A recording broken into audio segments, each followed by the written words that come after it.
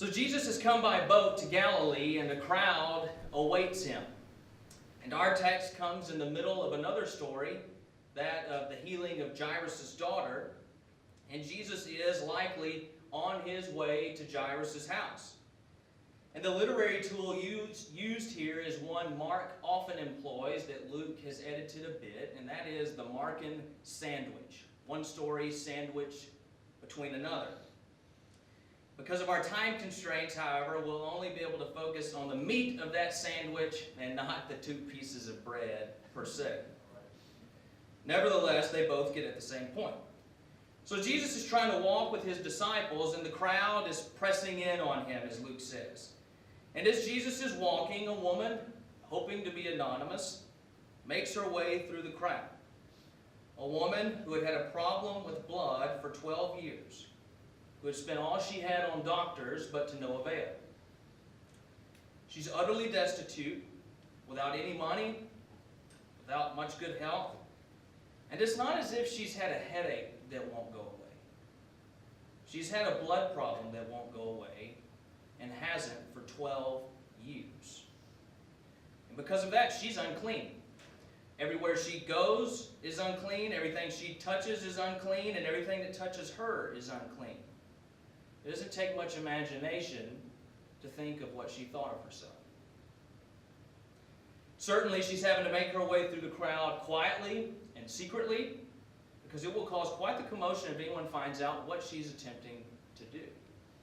So out of faith, knowing that there's one physician she hasn't consulted yet, she comes up behind Jesus and just touches his robe. Now remember, what she touches is unclean. So in theory, she's jeopardizing Jesus here. Of course, what we know is that it's not her uncleanliness that's contagious. It's the power of God that's contagious. She doesn't make Jesus unclean. Jesus makes her clean. So she's healed. Now here's where it gets interesting. Likely, she just backed away into the crowd. Let sleeping dogs lie. No one noticed. I'm healed. But Jesus stops and says, "Who was it that touched me?" The ever-practical Peter responds something to the effect of, "I don't know, Jesus, but there's a ton of people around us, and it could have been anyone. There's a giant crowd here. Come on, we can't just stop. We're on our way to Jairus' house. Come on, we have somewhere to be." But Jesus, who wasn't consumed by being task-oriented, we have a place to go, so we must go, says, no, I felt power go out of me. The text already says that everyone had denied touching him. So I imagine people start doing the, okay, well, it wasn't me. Okay, I didn't do it. And as the crowd stops and begins to spread out a bit, here's the woman. And if you want to imagine what her life was like, just look at how she responds to this in verse 47. And it says, "And when the woman saw that she was not hidden, she came trembling." So she was trembling. She knew that she had touched Jesus, and that was a giant no-no. And she was likely reminded often about that by plenty of people. "Don't come near me. Get away. Don't touch me." So she's scared. For her, it's not that she hadn't been noticed before. It's that she had been noticed, but for all the wrong reasons. She had been noticed not by who she was, but by what was wrong with her. And I'm not sure how much that's changed. By taking one characteristic of someone and making that their complete identity. So she falls before Jesus. She starts trying to explain herself. And we don't know if she got all the way through that explanation or not. But Jesus, as always, responds beautifully. Because of all the things this woman had been called in her life, here's Jesus, God incarnate, the Messiah, the King, and his first word to her is daughter. That's how Jesus notices her. And he had all the reasons in the world not to. He was busy. He had a task before him. Jairus has come to him earlier and said, "My daughter's sick, please come heal her." So he's on the way to Jairus' house. Even the disciples are trying to hurry him on. But he stops, looks upon this woman who had been ritually unclean for 12 years and says, "Daughter." One of the more personal and intimate terms that he could have used.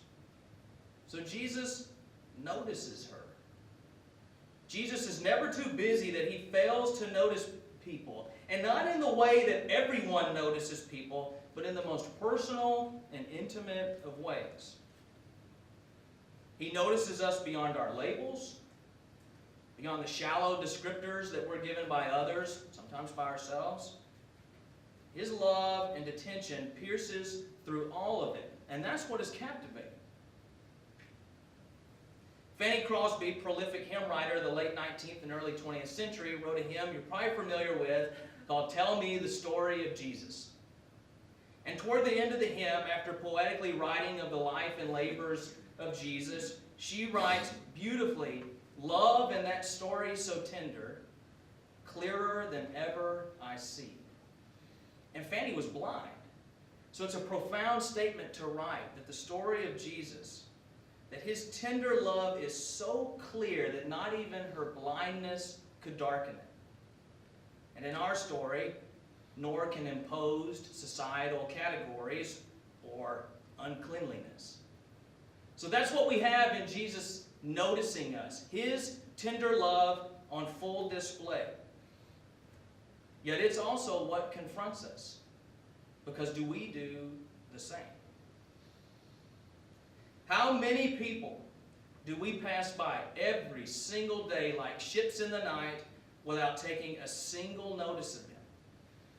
We're too busy, we've got something else to do, we've got a task before us.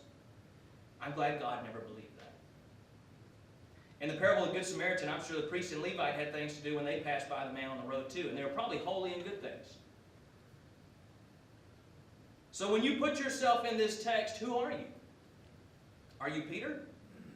Come on, Jesus, we've got something to do, we've got a place to go, we don't have time for this. Is that how you live your life? Things to do, places to go? Or are you Jesus, who regardless of what there is to do, stops, slows down, and says, no, I want to notice who this person is? Or how many people do we notice, but only in their role, per se?